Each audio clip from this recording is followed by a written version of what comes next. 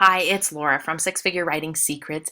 And one of the things that I think is coolest about being a freelance writer is that we are in control of way more than we think. So when you work for somebody else, they're really in control of the working conditions, the working hours, the fact that the customer is always right, your sick days, all of that is under someone else's control. And it's very easy to forget that we are actually in control of quite a bit as freelance writers.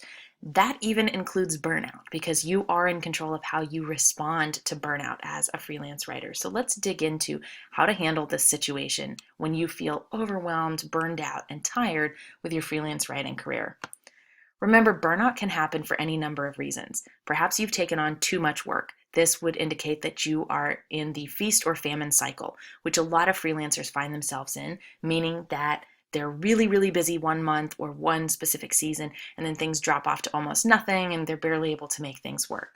You might also have not enough fulfilling work. Perhaps you've taken on some projects that don't really excite you, or you've been working with clients for a while that you're no longer committed to their projects, or it's just not as interesting.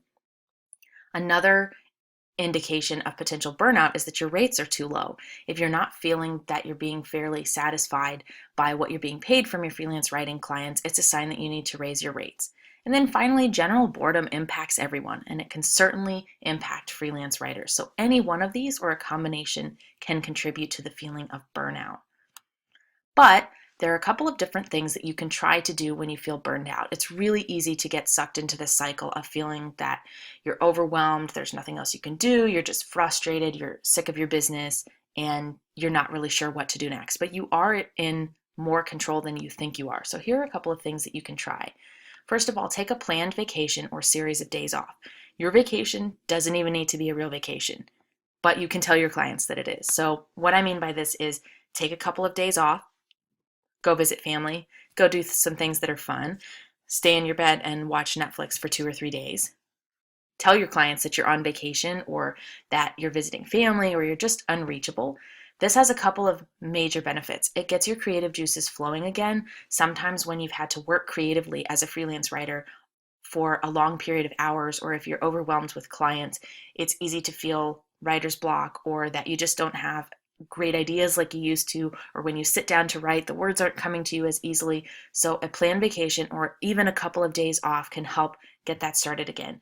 It also gives you fresh perspective. Sometimes we get tunnel vision as freelance writers and forget that there are things about our environment that we can change. So perhaps you've been working on a project that's really frustrating, and when you take this planned vacation or series of days off, you realize that the client is pretty overbearing and you don't want to continue to work with him or her. So sometimes this is just what you need to take big steps forward in your business.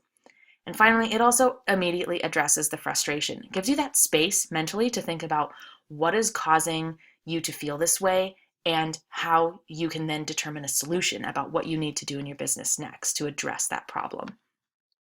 Something else you can do, maybe it's time to do a different type of project. If you've been writing white papers for a long time, maybe it's time to consider ebooks. Maybe you'd prefer a couple of shorter projects doing blogs. Maybe you want to work on something of your own on the side, an additional stream of income or something like that, a creative fiction project. All of these give you an outlet to try something new and get a little bit of a fresh perspective. You might realize that you love doing this new thing more than what you were doing before, but you might also realize that, hey, what I was doing before wasn't that bad. I actually like it quite a bit, and you might go back to it.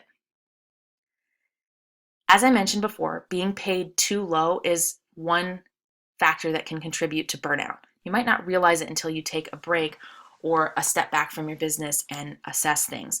If you're constantly getting low payments from clients, it's natural to feel like giving up. You're not being paid what you're worth, or the clients are too overbearing and it's just not worth your time.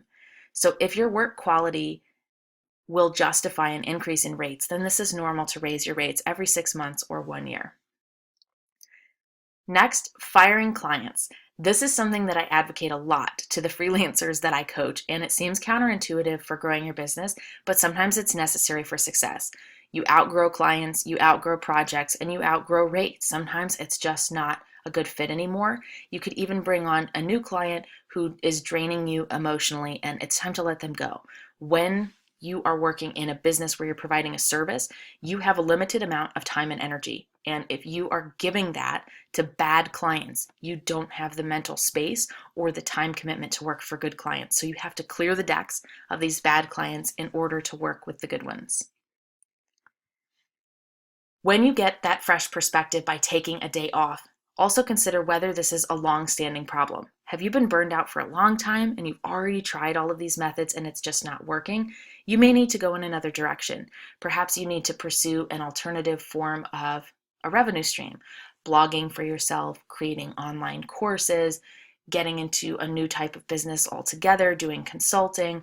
You may also need a longer period of time off. Creative people, and this includes freelance writers, even when they're doing technical or business work, use a lot of your creative energy to complete projects. And if you've been using a lot of it and have drained yourself, you may need a longer period of time off. So book that vacation you have been thinking about, get it on the calendar, book the tickets now, even if it's 3 months out, will give you something to look forward to and rewards you with that break you so desperately need sometimes.